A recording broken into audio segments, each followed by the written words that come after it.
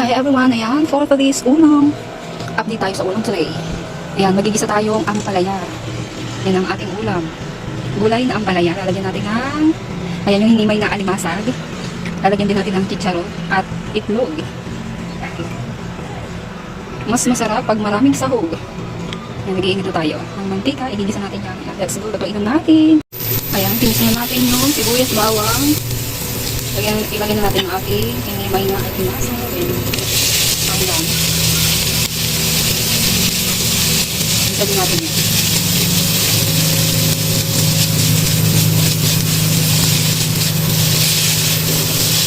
Halo-halo na. Ayan, masarap ng ganyan. Ilalagay sa gulay na ampalaya, gulay na sayote.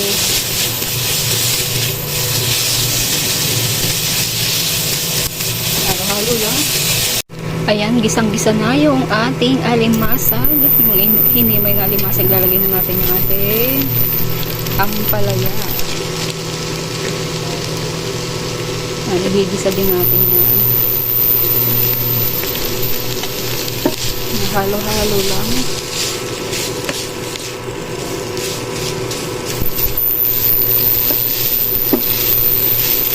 Gisa-gisa.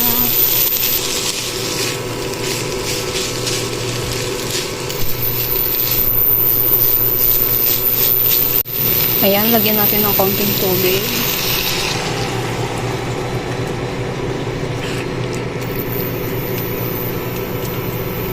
Ayan, pakuluan natin yan. Takpan natin para mabilis lumambot.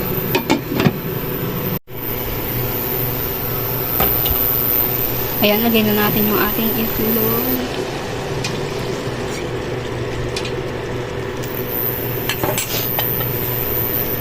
Halo lang natin.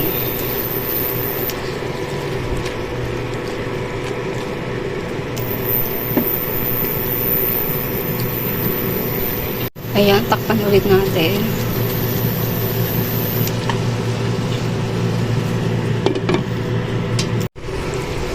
Ayan, nalagyan natin ng chicharon sa ibabaw.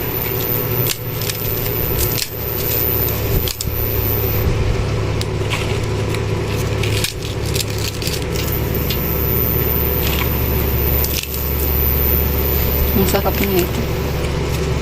Mapaparami na naman tayo ng kain.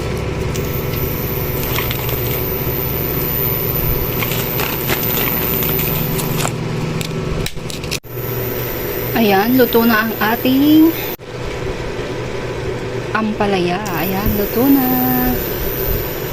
Ayan, tara, kain na tayo.